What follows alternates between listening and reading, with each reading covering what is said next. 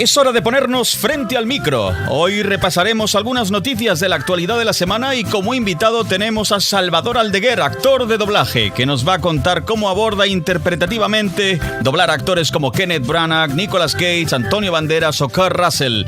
Y cerraremos el episodio con una de las grandes voces de Barcelona. Todo esto en los próximos 60 minutos.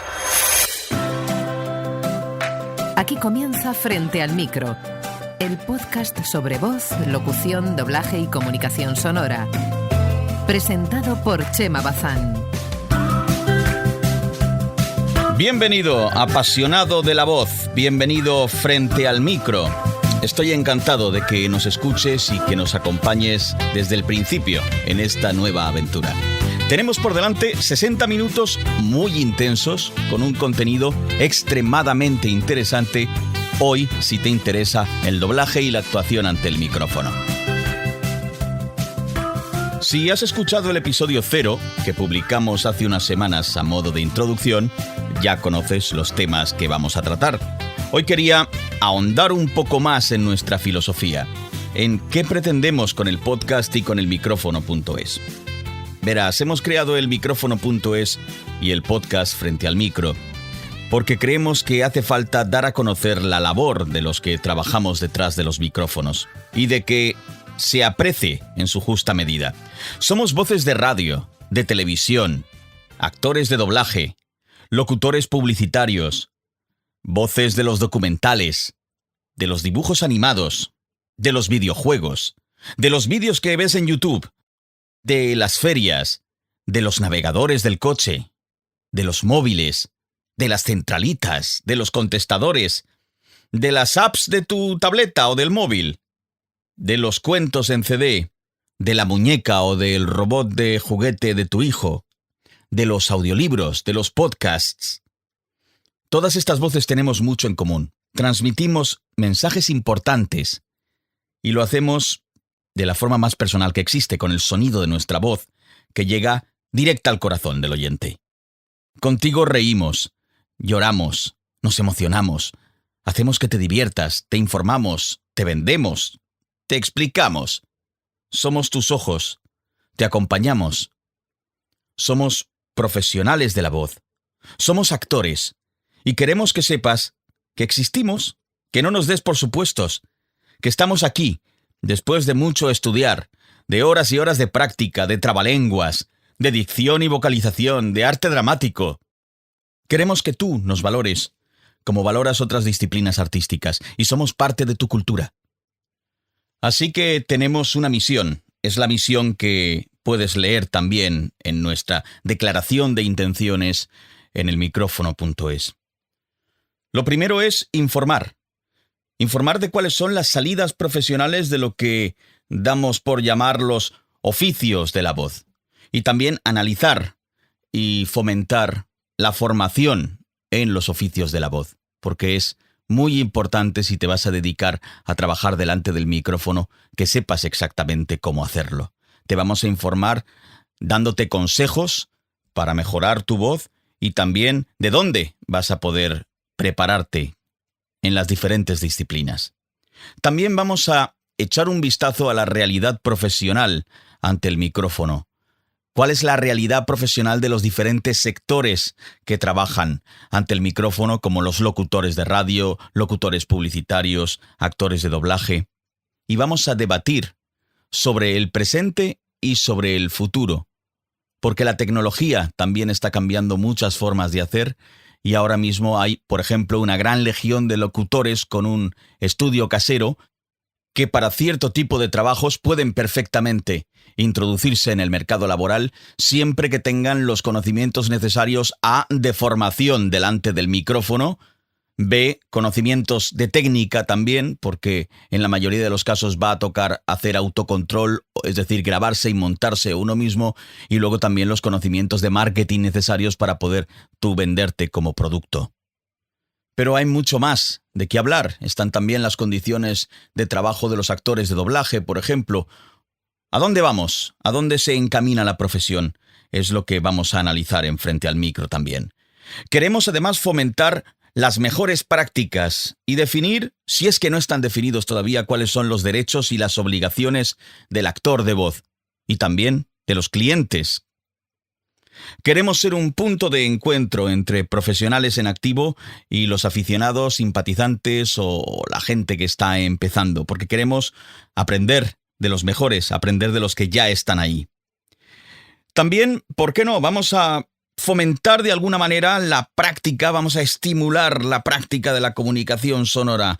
Vamos a hablar de cómo se pueden crear nuevos podcasts en español. Vamos a hablar de la lectura dramatizada, por ejemplo, como una forma de expresión y, ¿por qué no?, una forma de entretenimiento alternativo. Y también, ¿cómo no?, vamos a hablar de nuestro idioma, del español, en Europa y al otro lado del charco. Porque quizás seamos nosotros, los que estamos frente al micro, los que tenemos la responsabilidad de cuidarlo, de utilizarlo correctamente y de esta manera transmitirlo correctamente a las personas que nos escuchan. Todo esto queremos hacer en Frente al Micro y en elmicrófono.es. No es poco, es muchísimo. Así que cuanto antes empecemos, mejor. Noticias. En este mes que acaba de terminar y después de más de un mes de huelga del doblaje en Madrid, por fin los artistas de doblaje de Madrid han firmado el segundo convenio colectivo Rama Artística. Esto afecta evidentemente a la Comunidad de Madrid. Estará vigente desde el 1 de enero de 2016, es decir, lo que se tenía que haber firmado en aquel entonces, hasta el 31 de diciembre de 2019, como recoge la nota de ADOMA, el Sindicato de Artistas de Doblaje de Madrid. El nuevo acuerdo regula el trabajo artístico de actores, directores, adaptadores y ayudantes de dirección del doblaje y sonorización de largometrajes de cine y televisión, series documentales, realities, videojuegos, audiolibros y cualquier otro soporte audiovisual. Afectará a un conjunto de unos 500 profesionales en la Comunidad de Madrid. Este nuevo convenio sustituye al firmado en 2014, que fue un convenio de transición en el que las partes se comprometían a sentarse a negociar un marco definitivo equiparable a los parámetros que se aplican en el resto de la Unión Europea. Tras meses de negociaciones fallidas, en los que fue imposible avanzar en esa dirección, los trabajadores del sector convocaron en el mes de marzo 7 días de paros alternos.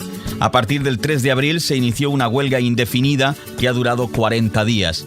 Finalmente, el pasado 12 de mayo, los trabajadores y la patronal alcanzaron un acuerdo, al fin, que hizo posible el levantamiento de la huelga. Con la firma del actual convenio, se dan al fin los pasos necesarios hacia la modernización en la regulación del sector y su adecuación a la tecnología y a los modos de trabajo del siglo XXI. En concreto ha sido ADOMA, junto con LOCUMAD, el Sindicato de Locutores de Madrid, Comisiones Obreras y UGT, ha firmado con las 3 patronales del sector, AMAEDIS, AEDMA y AESDOBI.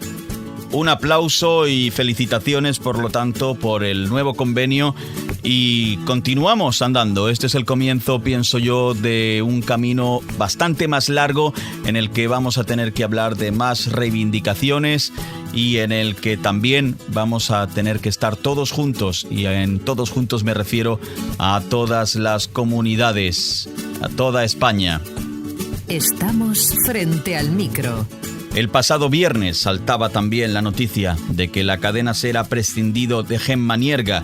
La periodista dejará de presentar el magazín matinal Hoy por Hoy después de que la emisora le comunicara que no va a renovar su contrato, que vence el próximo mes de julio.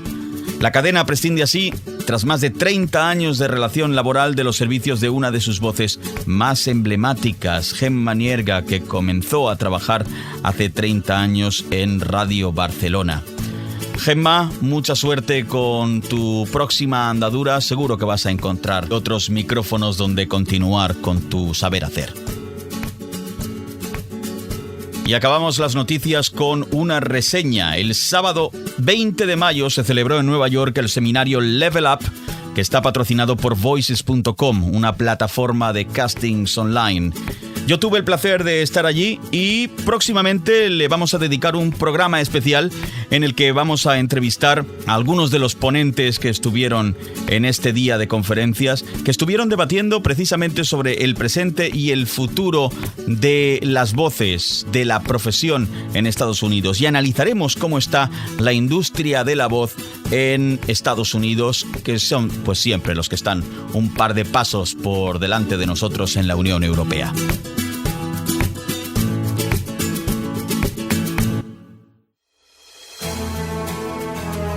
La entrevista. En la entrevista de hoy vamos a seguir hablando de doblaje y hoy tenemos un invitado muy especial, Salvador Aldeguer, uno de los viejos lobos en el doblaje español y que, como él dice, lleva 2 siglos dedicado al doblaje, el final del 20 y el 21. En sus más de 30 años en activo ha prestado su voz a muchísimos actores. Es la voz habitual de Martin Lawrence, Charlie Sheen, Dwight Schultz, Murdoch del equipo A, Carl Winslow, que era el policía de Cosas de Casa. Madre mía, cuántos años lleva este hombre metiéndose en nuestros hogares. Y vamos a hablar con él de todos estos personajes. En la actualidad, Salvador combina su trabajo en el Atril con su labor de docente en la Escuela de Doblaje de Madrid y también en EDA, la Escuela de Doblaje de Alicante. Les llevo sospechas a los agentes. Ellos tienen que proteger y servir, pero los polis también comen para vivir. Dejemos que los polis coman, por favor. Aquí llega el repartidor. Les traigo sus pizzas, gracias. Agentes, tengo sus pizzas. Soy Harvey Milk y hoy es viernes 18 de noviembre. Esta cinta solo debe escucharse en caso de que yo muera asesinado. Salvador Aldeguer, Pachi para los amigos, bienvenido frente al micro. Bien hallado, Chema. ¿Lo de Pachi de dónde viene? Pues sí, es una larga historia. Yo creo que desde pequeñito había un overbooking de salvadores. Mi nombre es Salvador y había un overbooking de salvadores en casa por parte de padre, abuelos, paternos, maternos, primos, tíos, y creo que fue mi madre la que decidió, no sé si a partir de una onomatopeya o de, pues no sé, algún recuerdo de algún vasco, y cayó lo de Pachi y al final pues lo sigo arrastrando al final, bueno, estoicamente como nombre casi artístico para los amigos. ¿Cómo empieza uno en el mundo del doblaje? ¿Cómo empezaste tú? A mí me gustaba el doblaje como espectador. Yo vivía en Barcelona y vivía cerca de los estudios de Voz de España, en la avenida de Tibidabo, y yo recuerdo pasar de pequeño por aquellas puertas de aquel estudio que era, la verdad es que era como tétrico la entrada y había como una energía extraña. Al cabo de los años yo acabé trabajando con un grupo de humor cómico musical, estaba trabajando en Madrid de madrugada, había hecho alguna cosa de doblaje para unos vídeos promocionales de discográficas, hacía imitaciones, con lo cual cambiábamos la voz a distintos personajes, pero hasta ahí. Y un director de doblaje que estaba en esa sala de fiestas como espectador, me dijo, oye, ¿te interesaría hacer una prueba de doblaje? Y yo, pues, bueno, perfecto. Quizá a las 3 de la mañana uno no tiene la sensación de aquel estás diciendo perfecto, con lo cual yo me presenté al otro día a las 8, que es cuando me dijo que era la prueba de doblaje, pero me presenté a las 8 de la tarde. Para mí no existía la mañana. Con lo cual me dijo, hombre, presentarte a una prueba, tu primera prueba, 12 horas de retraso. Como tú me dijiste mañana a las 8, no si era mañana o tarde. Hice el primer take, bueno, funcionó más o menos y a partir de ahí tuve la gran ventaja y el privilegio de poder estar durante un año asistiendo mucho como oyente en la sala, que era la mejor manera de aprender, y que cuando ya empezabas a trabajar en pequeños papeles estabas al lado de grandes maestros, grandes maestras que de hecho te enseñaban en el Atril, y ahí empezó todo hasta hoy. ¿Y te acuerdas de cuál fue tu primer take? Sí, el primer take, el de la prueba, recuerdo que era un periodista de una peli en blanco y negro de la 2, Y sí recuerdo, no sé si sería el primer take, pero de los primeros takes donde en una peli de estas también de blanco y negro, de la 2, un clásico, yo hacía un personaje que decía sí, jefe. Y entonces la pasión que tienes en ese momento, yo comuniqué a mis padres, oye, que van a emitir una película, que he doblado tal, la película la pasaron, mi padre me llamó y me dijo, ¿quién eras? Y yo, pues el que decía sí, jefe. Y mi padre, claro, pero has pasado así como muy rápido. Oye, y en aquel momento, ¿cuáles eran tus mentores? ¿Cuáles eran tus ejemplos, tus ídolos? Aquellos que decías, yo quiero trabajar como esta persona. Sí, pues era un cóctel de muchos, la verdad. Es que era un cóctel de Pepe Guardiola, de Pachi Arenzana, de Nacho Martínez, de Celia Honrubia, de Félix Acaso, de Josefina de Luna. Era un cóctel, realmente no había uno al que dijeses quiero doblar como él, sino que tenías muy claro que lo mejor era rescatar lo mejor y lo peor de cada uno para poder combinarlo. Y eso hice. Un tipo así ella jamás vio. Un tipo así todos los días no se ve. Entonces tenías la suerte, como has dicho antes, de poder acumular sillón en la sala y estar viendo cómo trabajaban los profesionales. Hoy en día eso es muy complicado, ¿verdad? Si no imposible, debido a políticas de confidencialidad, etcétera, ¿no? Ahora es muy complicado. Es muy complicado porque ya no es solo complicado entrar en la sala como oyente, es complicado entrar físicamente en el estudio, franquear la centralita.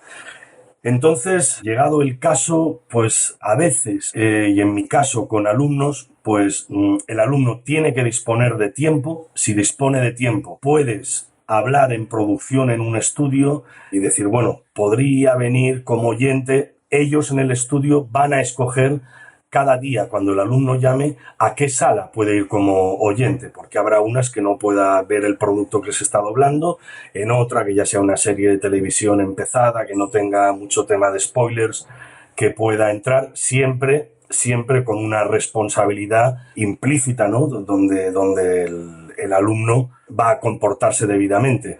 Y es excepcional, de todas formas, eso. Es complicado y no es solo por parte del estudio, es por parte del cliente que no lo permite. Entonces, sé que desde Adoma, por ejemplo, uno de los puntos que se está tocando es ver qué vía podría existir para que los alumnos pudiesen en algunas salas poder asistir como oyentes, pero la verdad es que es muy complicado porque los tiempos han cambiado y en estos tiempos digitales nosotros asistíamos en tiempos analógicos y donde había cafeterías en los estudios. Ahora no hay cafeterías en los estudios, no puedes socializar y conocer gente ni hablar del producto que se está doblando en la sala sin temor a que no salga de ahí, a que no se convierta en un spoiler mundial en redes sociales. No existían, y entonces ahora los ritmos y las premisas de seguridad son distintas a las que no existían antes, con lo cual es muy difícil volver a lo que hubo en ese momento. Las redes sociales que a veces nos complican o a veces nos facilitan las cosas. Hablábamos antes, por ejemplo, en las noticias de la huelga de doblaje que se ha producido en Madrid en este mes pasado. Y ha sido interesante ver la reacción del público en las redes sociales cuando se han dado cuenta de que, como los actores de Madrid estaban en huelga, algunas voces se habían doblado en otras comunidades y la gente se quejaba de que habían cambiado la voz a su personaje favorito de una o de otra serie. Sí, antes y en alguna huelga también, en algo similar, yo recuerdo que nos teníamos que esperar a que hubiese alguna carta al director en algún periódico, que era el único escaparate donde un espectador podía elevar su queja. Hoy las redes sociales han facilitado eso. ¿Hasta qué punto les han hecho caso? Pues algunos clientes han hecho más caso que otros realmente pues no, prácticamente no. pero sí ha sido moralmente, desde luego, para nosotros como actores, ha sido un placer, un privilegio y un orgullo ver que cuando estás trabajando en el atril, que en definitiva desde nuestro anonimato estás trabajando para el espectador, en definitiva, pues que sí, que realmente está ahí y nos ha dicho, oye, que sí, que yo también era el espectador anónimo, pero ahora ya tengo un nick, estoy en redes sociales y te digo que sí, que llevo escuchándote en esta serie tantas temporadas y que no estoy de acuerdo en que le cambien la voz al personaje. Bueno, pues no deja de ser un detalle al cual hay que estar agradecido, pues, ¿y cómo? De la única manera que podemos agradecérselo al espectador, que es intentando mejorar nosotros cada día en el atril. La fuerza del impacto me sacudió el brazo. La sangre me salpicó la cara. Lo poco que quedaba de Walter Kovacs murió aquella noche con esa niña. A partir de entonces solo quedó Rorschach. Escúchame, chaval. Conozco un sitio que te refrescará la memoria. Donde hay movida, ahí es donde hay que ir. Ahí se come bien, las insectas son sexys y yo quiero abrazar por lo menos a 100. Patxi, ¿hay rivalidad entre el actor de doblaje y el actor de imagen? Entre algunos actores de imagen más, curiosamente, no entre todos, de manera extraña, porque estamos en un mismo negociado, pertenecemos todos a una misma industria, y hoy, pues algunos actores de imagen que esgrimen, pues ya sabes, Chema, los mandamientos de denostar al doblaje, que es decir que el doblaje es un invento franquista, sí, que en España el ciudadano no sabe hablar inglés por culpa del doblaje. Yeah. Bueno, pues hoy que existe el ejercicio de libertad y tolerancia, es decir, hay gente que le gusta el doblaje, hay gente que el doblaje le facilita el acceso a esas películas por problemas visuales, de audio, porque no tiene el nervio óptico tan capacitado y habituado para leer subtítulos. Entonces, hoy cuando puedes elegir gratis, con un botón en el mando a distancia, en qué idioma quieres escuchar el producto y con subtítulos o sin subtítulos, pues bueno, es una discusión que no lleva a ningún sitio. Claro. Sí, yo abogaría porque más salas comerciales fuera de ciudades como Madrid y Barcelona apostasen por tener más sesiones en versión original subtitulado. Pero lo otro, aprender inglés, pues aprender inglés hay que estudiar y no hay otra. Después tienes una práctica de conversación y tienes el ver una película como un ejercicio extraescolar de aprendizaje, pero ver una película en versión original y alto, y con subtítulos en el idioma original, no subtítulos en castellano. Claro, y además ocurre otra cosa. El que ve una película en versión original sin subtítulos o con subtítulos y dice que la entiende, tampoco es que la entienda exactamente porque tú lo estás viendo desde tu cultura meta. Por mucho que a ti te guste la interpretación de esa persona en el idioma original, tú no vives en la cultura original, así que esos matices no los vas a poder tampoco entender de la misma manera que uno entiende una interpretación en su propia cultura, ¿no? Exacto. Para mí es lo mismo que si estas personas dijesen que en un kiosco tiene que existir solo un periódico, su periódico. Y dices, oye, no, mira, es que en el kiosco hay más periódicos, deja que la gente compre el periódico que quiera, que lo coteje, que puede comprar uno, puede incluso comprar 2 periódicos, déjales. O sea, me parece que es igual de peligroso el fundamentalismo de imponer el doblaje al espectador y me parece tan peligroso el fundamentalismo de imponer la versión original al espectador. Y además, si lo vemos desde el punto de vista del show business, estamos hablando de que el cine, la televisión es entretenimiento. Claro. No es educación. Uno al cine probablemente no va con la mentalidad de voy a aprender una frase nueva en inglés hoy. Claro, y sobre todo cuando, bueno, pues tienden a olvidar porque creen que el cine es solamente en inglés. Tienden a olvidar que el cine está en muchos idiomas y que entonces por esa regla de 3, pues uno acabaría, pues no sé, teniendo que aprender iraní, chino cantonés, francés, alemán, italiano, en fin. Claro, si eliminamos el doblaje, lo eliminamos de todos los idiomas. Claro, pero también entonces lo eliminamos ya puestos a aprender inglés ¿por qué tener la radio, los programas de radio en España en castellano? ¿Por qué no tenerlos en inglés? Y vamos habituando al oyente al oído inglés. Y el teatro, ¿por qué representar Fuente Ovejuna en castellano? Si podemos... Entonces, bueno, cuidado, porque según esa tendencia nos vamos a cargar algo tan bonito y preciado como tenemos, que es el español, el castellano, ¿no? Volvamos al tema de la fricción que comentaba antes. Si tú quieres hacer una película de espadachines, tendrás que aprender esgrima. Si quieres hacer una película de vaqueros, tendrás que aprender a montar a caballo. Sin embargo, parece que los actores no aprenden a doblarse a sí mismos, y sí, a lo mejor debería ser una de las especialidades más que deberían aprender. ¿El doblarse a sí mismo es la asignatura pendiente del actor de imagen? Sí, y yo creo que ahí es una de las picas en Flandes entre actores de imagen y actores de doblaje, que podríamos compartir información. Desde AISCE, por ejemplo, a DOMA, la Unión de Actores.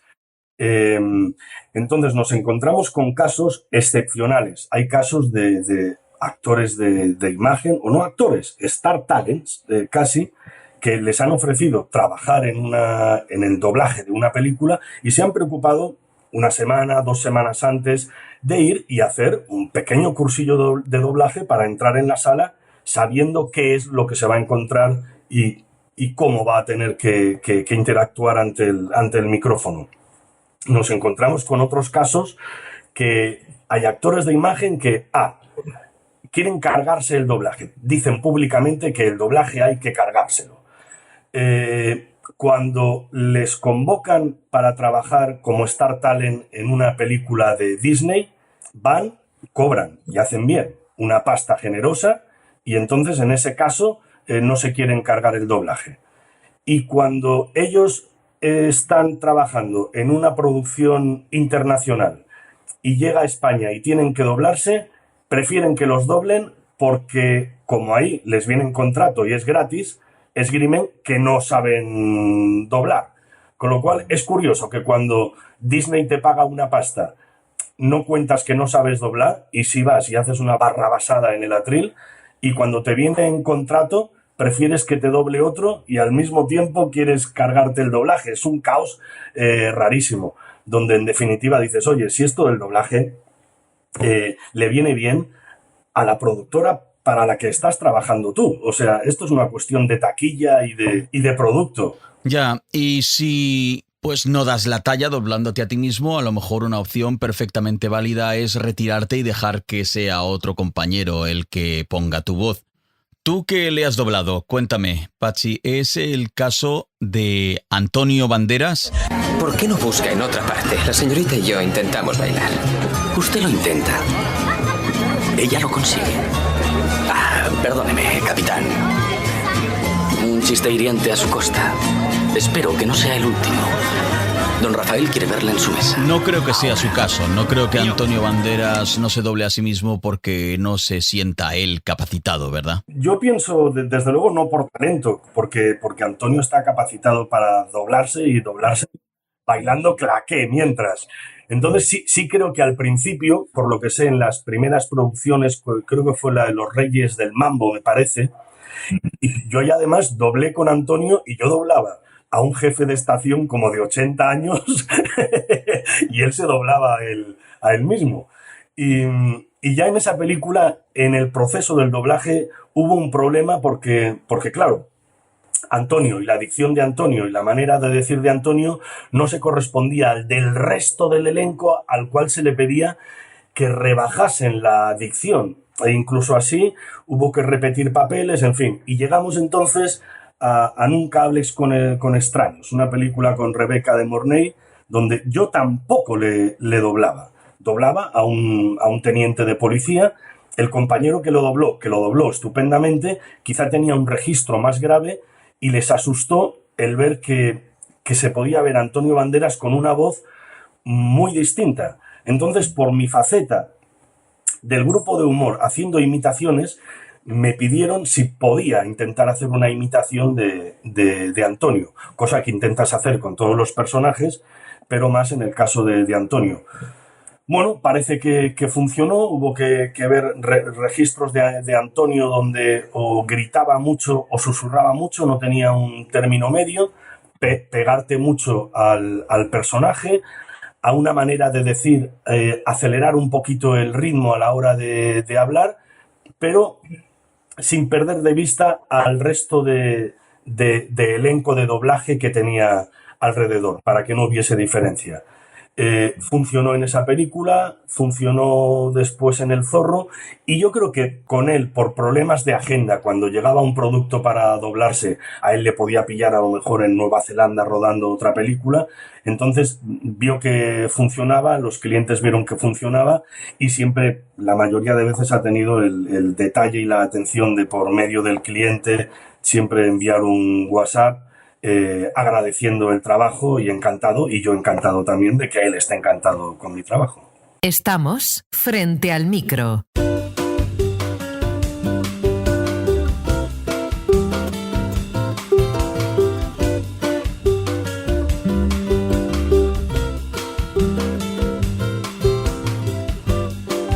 Estamos al habla con Patxi Aldeguer, hablando de doblaje en España.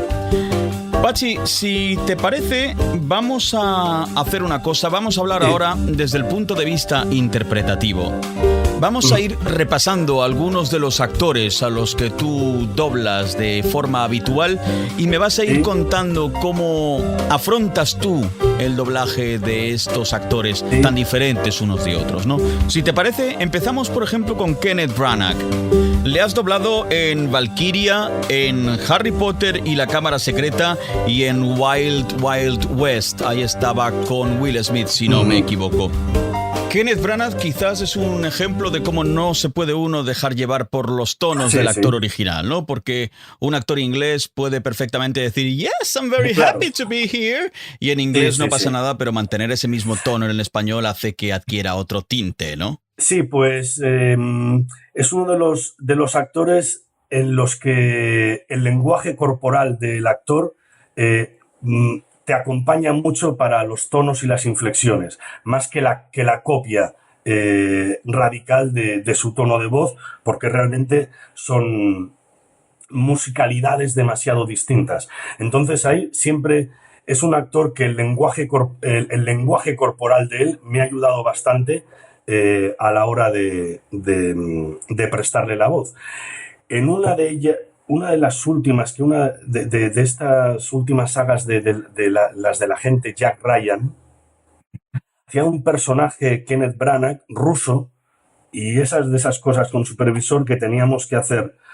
Él hablando en castellano, en doblaje, con acento ruso, y después hablando en ruso. Y para eso tenía a un coach de ruso en sala, donde escuchaba a Kenneth Branagh hablando en ruso, yo tenía que apuntarme cómo hablaba en ruso, y para mí uno de los grandes problemas es que al hablar en ruso, en castellano con acento ruso, las L's, por ejemplo, están tan marcadas que para mí... Sí, es una L como valenciana, catalana, ¿no? Valenciana, catalana, que era que dame la pistola. Hola. Y entonces yo decía, es que si lo hago así, en todo Levante... Claro, te van a decir, ruso de Sant Sadurní de Noia, ¿no? Claro, este ruso aquí extraño, con lo cual tenías que ponerle otro filtro a las L's también. Pero en resumen, que es tan bueno el tío que realmente su lenguaje corporal y su intensidad en la mirada es con lo que intentas que sea tu GPS para doblar el take. Quizás en el polo opuesto del lenguaje corporal esté Nicolas Cage, por ejemplo, ¿no?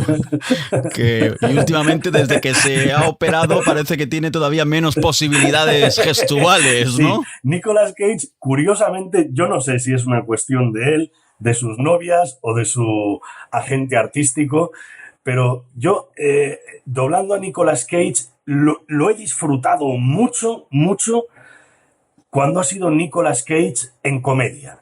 Lo he disfrutado mucho en Arizona Baby, lo he disfrutado mucho en que era una película navideña, pero el tío hacía un personaje también, un malo gualtrapa que cada vez que se ponía nervioso carraspeaba.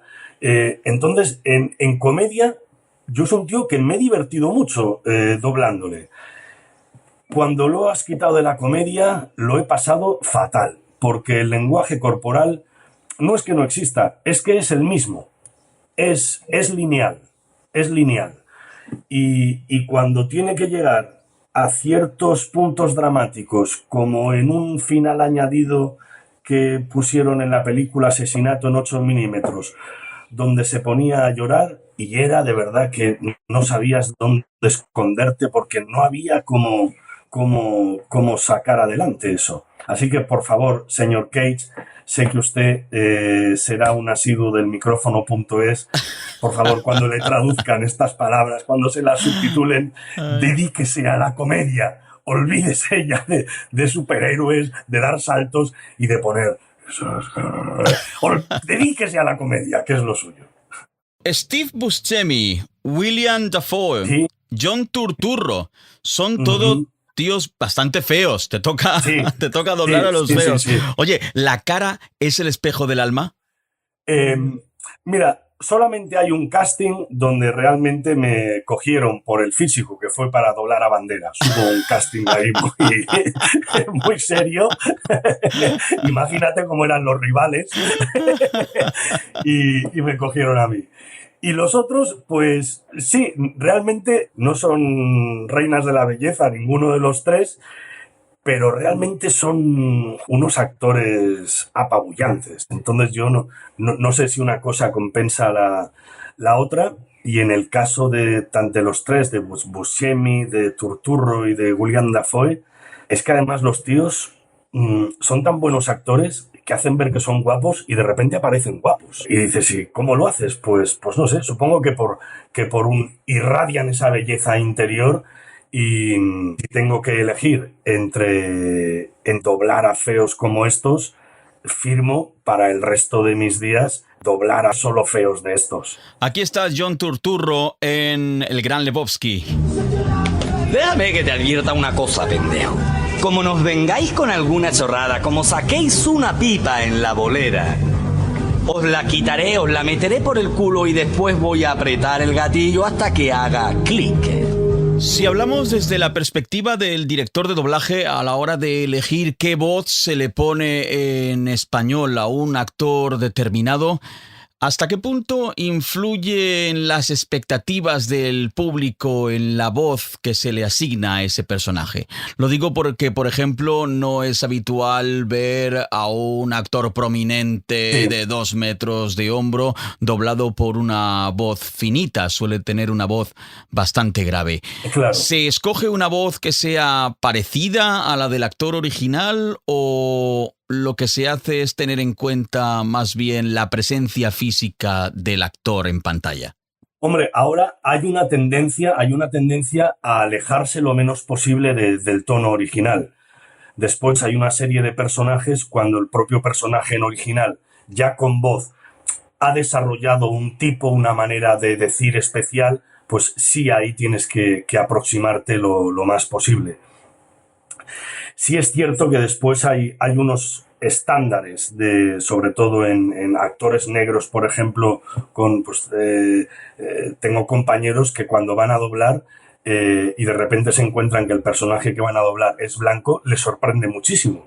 Porque están ya, tipo por ejemplo Pedro Tena, que está acostumbradísimo a que todos sean unos negracos enormes y cuando de pronto ve un blanco dice, ¿te has equivocado? ¿Es otra película? O... Pedro Tena es una de las voces más graves de España, de hecho es ahora la nueva voz de Darth Vader, sí. Pero el otro te digo, yo creo que ahora la tendencia es aproximarse más al tono original. Sobre todo para que el espectador, pues no intente no adivinar ya quién es el bueno, quién es el malo solo por el registro de voz, ¿no? Que diga, esa voz ya ha hecho más malos, ha hecho más malos que parecían buenos. Creo que ahora la tendencia es aproximarse más al original. Y en tipos como Buscemi, por ejemplo, que tiene un tono mucho más nasal, pues sí, por ejemplo, en Boardwalk Empire sí empezamos la serie intentando aproximarnos a ese tono más nasal, pero que después en castellano es un tono que si lo mantienes te queda muy de dibujo animado, con lo cual tienes que después en 2-3 episodios paulatinamente írtelo llevando a una frontera, a una zona donde se encuentre cómodo el actor de doblaje y no se despegue tampoco del original. Y en casos de comedia donde se permite un actor ser también un poco más histriónico, como por ejemplo Dwight Schultz, Murdoch en el equipo A, ahí debe ser también difícil mantener la línea exacta de interpretación y no irte demasiado a la locura, ¿no? ¿Qué dice este pobre infeliz que ha dejado entrar a otro camión? Esa no era la tarta, esa era de piña. Nos la habían pedido con crema al limón, mon Dieu. Pero a mí nadie me ha dicho que no fuera esa. ¿Aceptaría usted una de piña si la hubieran pedido de limón? Claro, y con Dwight Schultz, además que es el único actor al que he doblado, al que he conocido en persona. ¿Qué me dices? ¿En persona? Sí, coincidimos en una situación un poco surrealista porque ya hace 8 o 9 años yo vivía cerca de Talavera de la Reina y me llamaron de la asociación de Star Trek y Star Wars de España para que en octubre en la Manga del Mar Menor había una convención y invitaban a Dwight Schultz, que yo lo había doblado también en algún capítulo de Star Trek, y entonces pues planteaban que fuese también a dar una charla y hacer un encuentro con él. Fue la verdad un tipo súper divertido, súper amable, me contó 1000 anécdotas tanto del equipo A como de Star Trek, y lo curioso fue como cuando en el fin de fiesta de esa convención, en el último fin de semana de la temporada alta de la Manga del Mar Menor, donde se cruzaban los autobuses del Inserso y de los de fans de Star Trek de la primera temporada, y no sabías quiénes eran unos y otros, y nos dedicaron un pequeño castillo de fuegos artificiales y una mascleta pequeñita. Y yo de repente vi a Dwight Schultz cómo se llevaba las manos a los oídos. Y le dije, pero tío, llevas 128 capítulos con ruidos de helicópteros disparando botellas y ahora te vas a asustar por una mascleta de nada. Y me resultó curioso, ¿no? Y sí, y a él en el tono de voz sí había que poner muchos registros. Quizá nos pasamos en el equipo A y le llegamos a poner registros que de repente no tenían nada que ver con el original. Yo recuerdo haber hecho takes de Murdoch doblándole como Butanito, como José María García. Pero bueno, cosas que no hay que hacer y que se hicieron. Vamos a pasar al apartado de los tipos duros. Saruman ha envenenado la mente del rey y reclama la soberanía de estas tierras. Mi compañía son los leales a Rohan. Y por eso sufrimos destierro. Tendremos que pasar por encima de ellos. Novata, ¿preparada? Sí. Ya lo veo. Yo soy la ley. La sentencia es la muerte. Toda una colección de actores duros. Por ejemplo, Kurt Russell, ¿no? Sí, pero tampoco me ha tocado, las veces que me ha tocado doblar a Kurt Russell, no te creas, tampoco me ha tocado el Kurt Russell absolutamente duro e intenso. Lo he doblado, fíjate, de muy chiquitín en unas pelis de Disney cuando Kurt Russell tenía a lo mejor, yo qué sé, 17, 18 años, que era un chaval. Y después en Tango y Cash, por ejemplo, donde, bueno... Con Sylvester Stallone. Claro, teniendo a Stallone al lado, ¿cómo vas a ir de duro? le toca a él. Entonces tú tienes más el partener cómico. Y después en alguna otra película, sí, un tipo más normal, y ahora en Guardianes de la Galaxia, que bueno, que también es un poquito histrión, tampoco hacía de duro. Bueno, pero John Travolta sí cuando se ha puesto a hacer de duro. Por ejemplo, en Operación Swordfish. Los rehenes llevan collares electrónicos con radiofrecuencia. Si un perro sale de su jardín, le suelta una descarga de cojones. Aquí ocurre lo mismo. Este banco es su jardín, así que no me jodan. Eso era Operación Swordfish, pero también en Broken Arrow, en Asalto al Tren Pelham. Y curiosamente también el Travolta de Mira quién habla, aquella comedia en la que eran los bebés los que hablaban. Sí. Son Travoltas muy diferentes, ¿verdad? Unos Travoltas muy distintos, sí. El Mira quién habla, yo cogía al personaje como diciendo lo que fue de Tony Manero. ¿Cómo ha acabado Tony Manero, no? Entonces me lo imaginaba diciendo, han pasado los años y Tony Manero tiene un pasado o el de Gris, a lo mejor, bueno, sería mayor. el de Gris, el Danny Zuko sería mayor. Pero bueno, decía, Tony Manero, han pasado los años, pues mira, pues ahora está que quiere aprender a pilotar aviones y bueno, y está ahora con los perros y tal. Y bueno, un tipo amable. Tenía también siempre esos guiños, siempre se preocupaba de tener unos pasitos de baile en la película, con lo cual a mí me venía muy bien porque decía, lo sabía, era Tony Manero. Ha cambiado de nombre, pero era él. Y después haciendo de malo, pues siempre me ha parecido que ha hecho malos muy interesantes en Broken Sword, creo que era... Broken Arrow, sí. También. Uh-huh. Y siempre han sido unos malos donde el tío ves que se lo está pasando bien, que ha sacado un registro donde está por encima del bien y del mal, y la verdad es que me lo he pasado muy bien haciendo de Travolta, de Tony Manero mayor y de Travolta maloso en Swordfish.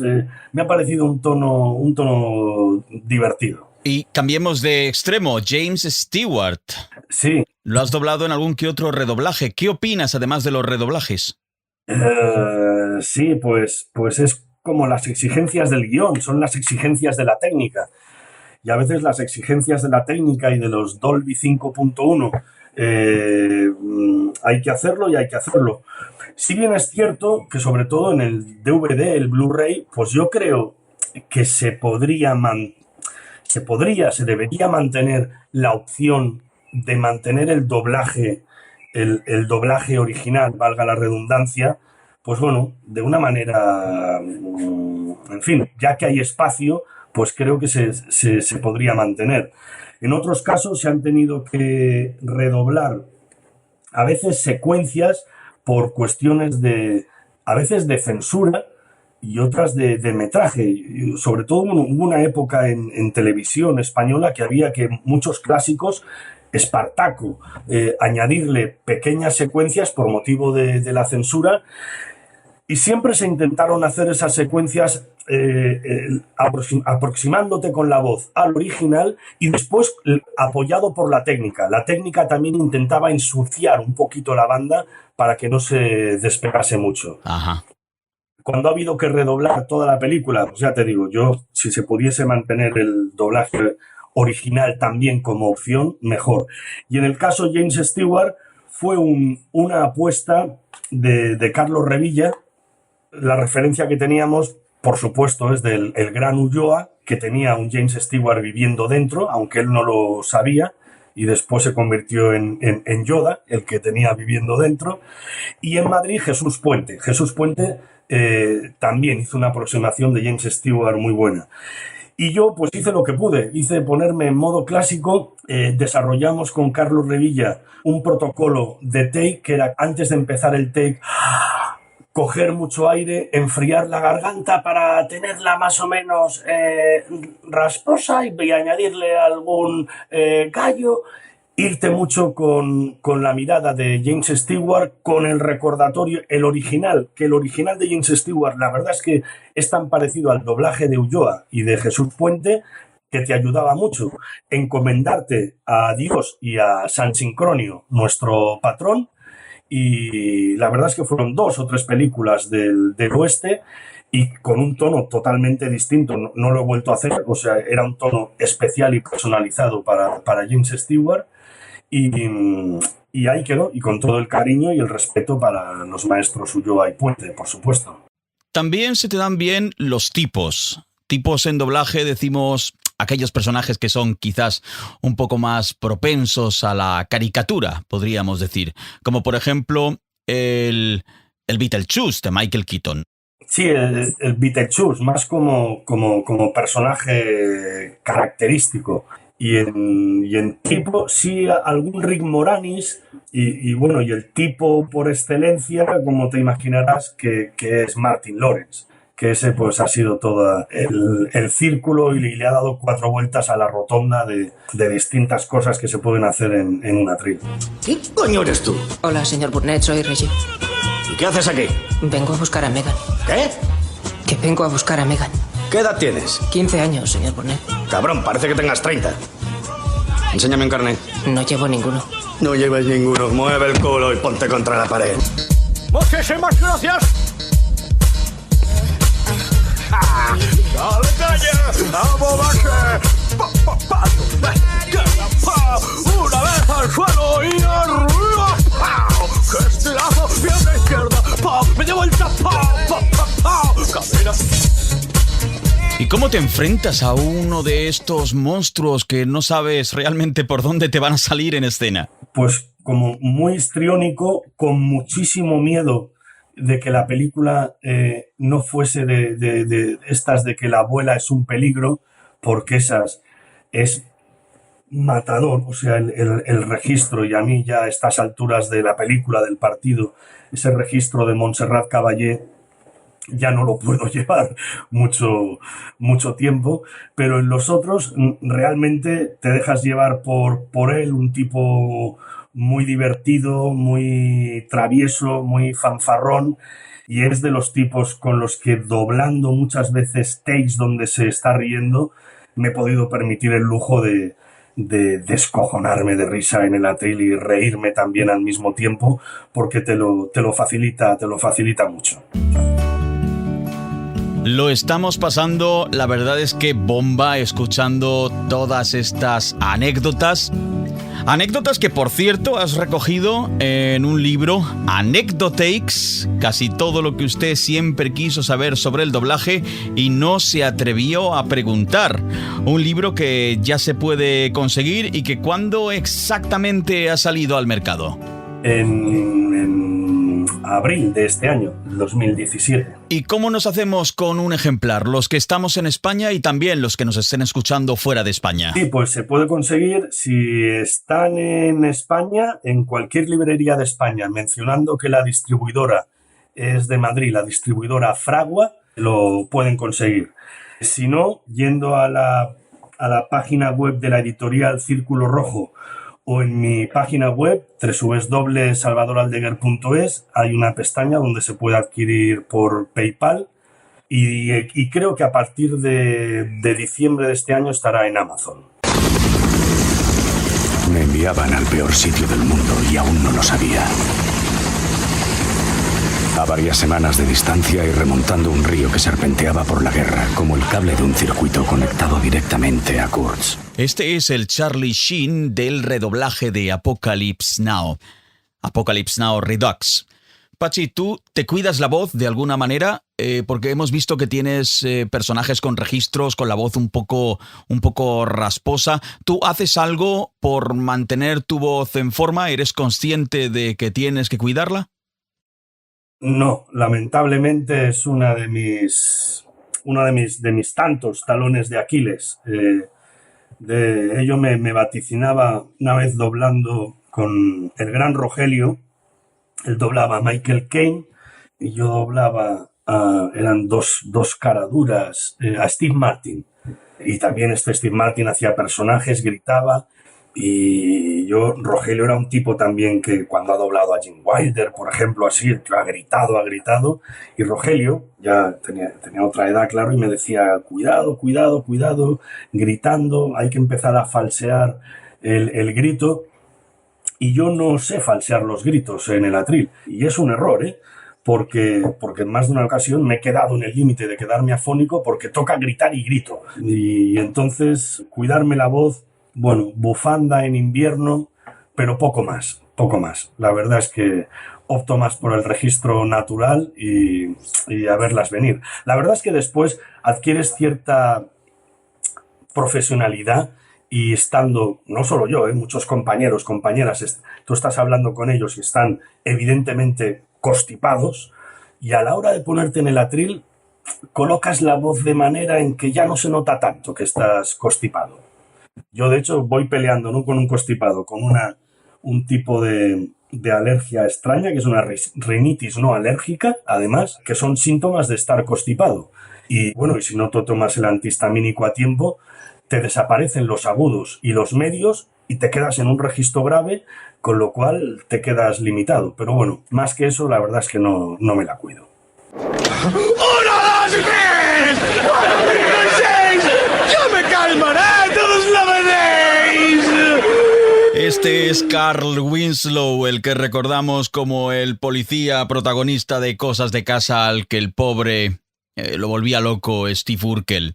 Has estado con nosotros muchísimo tiempo metiéndote en nuestras casas a través de la televisión. Has hecho prácticamente todo, pero ¿qué te queda por hacer?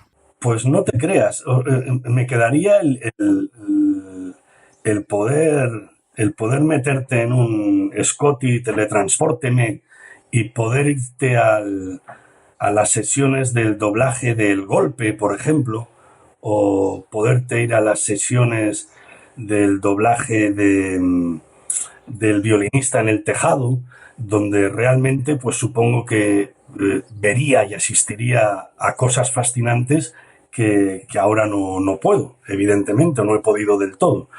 Pero por hacer, la verdad es que son sorpresas. Te sorprenden cada día, unos días más, otros menos, pero no tengo en doblaje un objetivo real de a ver si me toca esto, a ver si me toca lo otro, porque lo mejor es la sorpresa. Hay muchos personajes a priori o películas que te llegan y dices, ostras, esto lo voy a disfrutar muchísimo, y acabas aburriéndote un montón, y personajes y películas que a priori son bastante B-21 y a la hora al menos de estar doblándola te lo pasas en todos los aspectos muy bien. Así que es una sorpresa todos los días. Mira, pequeña, intenté avisarte. No sé hacer cosas, yo solo rompo. Me encanta. ¿En serio? Me encanta. Él solo rompe porque es el protagonista de Rompe Ralph, la película de Disney. Tradicionalmente se podría decir que las series de televisión se doblaban en Madrid y que las películas que van a distribución de cine se hacían en Barcelona, aunque pues, ya ha cambiado mucho y prácticamente los estudios tienen sedes en ambas capitales. ¿Crees tú que hay formas diferentes de trabajar en Madrid y en Barcelona? Hay distintas actitudes en sala, quizá como gusto. A mí puede que me guste más el tono comedia de Madrid, me gusta un poco más que el de Barcelona, que me parece que a veces pasa la frontera de lo payasesco, y el tono, por ejemplo, producciones británicas, me gusta más el de Barcelona que el de Madrid. Me parece que le dan un empaque distinto, que le viene mejor. Pero vamos, son sutilezas, ¿eh? Y prácticamente para terminar, Pachi, ¿qué piensas de el futuro? ¿Cómo ves la profesión? ¿Cómo ves el doblaje a un medio plazo? Nos queda todavía un largo camino por recorrer. Pues creo que aún queda bastante camino por andar. Creo que seguimos adecuándonos a los ritmos que impone el propio mercado televisivo, el propio mercado cinematográfico, de sagas, de series, que tenemos que de todas formas, dentro de esos ritmos que cambian, cuidar la parcela del atril, los ritmos y los tiempos que tenemos en el atril para hacer el trabajo, que intentar no permitir que esas cuestiones de confidencialidad haga que las copias de trabajo con las que tenemos que trabajar prácticamente no se vean y nos dejemos la vista, porque el resultado no es el mismo, y creo que tenemos cuerda para rato. Pachi, estamos encantados de pasar este tiempo contigo. Estaríamos muchísimas horas más, pero te queremos dejar descansar porque veo que la voz también, si no, la vas a acabar perdiendo. Y remitimos a todos los que quieran saber más sobre ti a este libro, Anecdotics, que lo pueden encontrar en salvadoraldeguer.es, pronto quizás en Amazon. Y ha sido un auténtico placer. Muchísimas gracias por estar frente al micro y nos vemos dentro de poco quizás en un atril. Muchísimas gracias, Pachi. Gracias a ti, Chema. Hasta la próxima. Un abrazo enorme. Estamos frente al micro. Y disfrutando con Salvador Aldeguer, casi hemos consumido el tiempo de nuestro primer Frente al Micro. Como hemos estado hablando de Madrid y también un poco de Barcelona, no quiero dejar pasar este episodio sin que escuchemos ahora mismo la voz de uno de los grandes de Barcelona, precisamente, que va a ser hoy nuestro invitado en el poema de la semana. El poema de la semana. Una voz inconfundible, también de las que ha estado años y años con nosotros. El genial Pepe Mediavilla. Pepe, sabemos que estás un poco delicado de salud, te mandamos mucho ánimo, mucha fuerza y queremos recordar contigo Tu llanto de la guitarra de García Lorca.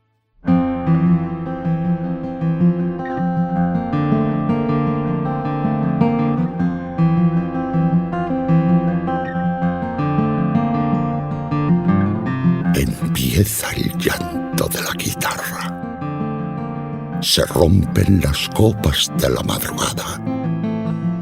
Empieza el llanto de la guitarra. Es inútil callarla. Es imposible callarla. Llora monótona como llora el agua, como llora el viento sobre la nevada. Es imposible callarla. Llora por cosas lejanas. Arena del sur caliente que pide camelias blancas. Llora flechas sin blanco, la tarde sin mañana y el primer pájaro muerto sobre la rama. Oh, guitarra, corazón malherido por 5 espadas.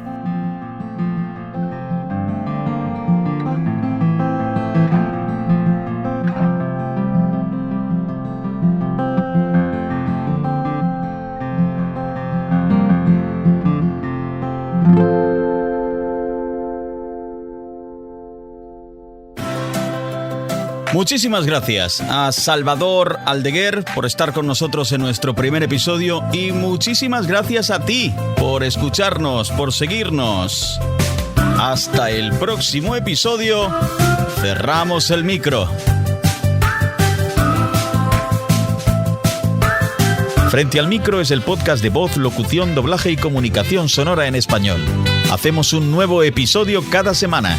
Suscríbete ya en iTunes, iVoox o en tu aplicación de podcast favorita. Nos encuentras en frentealmicro.com y también recuerda en elmicrófono.es, la revista digital que está al día con las últimas novedades sobre el mundo de la voz. elmicrófono.es.